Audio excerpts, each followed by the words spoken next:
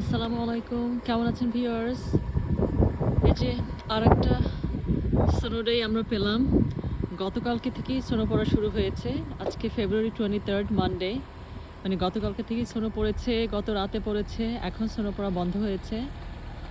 এই যে দেখুন কি পরিমাণ স্নো পড়েছে। আমার মনে হচ্ছে 12 ইঞ্চিরও বেশি পড়েছে স্নো। এই একটা মাসের মধ্যে দুবার স্নো পড়েছে। আগের স্নো ক্লিয়ার না হতে হতেই আবার এই স্নো। ভয়াবহ অবস্থা, অনেকটা জরুরি অবস্থার মতো হয়েছে এখন নিউ ইয়র্ক সিটিতে। এই যে সবাই স্নো পরিষ্কার করতে নেমে গেছে। এই যে আমার হাজব্যান্ড স্নো ক্লিন করছে। হ্যালো, স্নো ক্লিন করতে করতে তো টায়ার্ড হয়ে যাচ্ছ।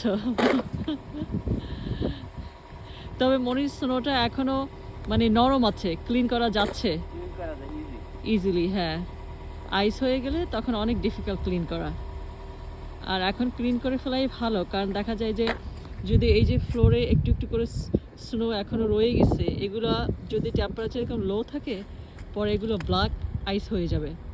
মানে আমরা বুঝবো না যে এখানে আইস আছে, বাট হাঁটতে গেলে একদম পরে যে হাত পা ভেঙে যাবে। এখানে খুব কেয়ারফুলি, খুব ভালোভাবে ক্লিয়ার করছে স্নোগুলো।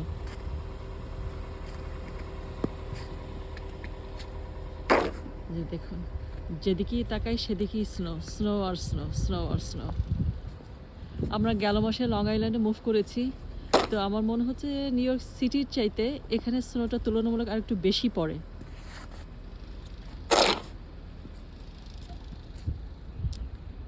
এই যে দেখুন,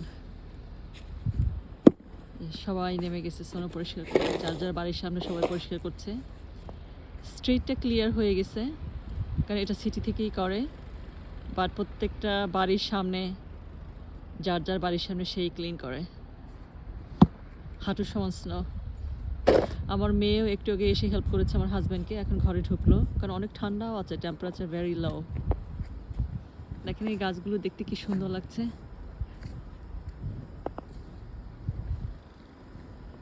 এই গাছগুলো শীতের মধ্যেও পাতাটা রয়ে গেছে এবং পাতাটা গ্রিনই আছে, এগুলোকে বলে এভারগ্রিন ট্রি। আবার এই গাছটা দেখেন, এটাতে কোনো পাতা নেই, এটাতে স্নো পরেও বেশি একটা মানে থাকে না, কারণ যেহেতু পাতা নেই।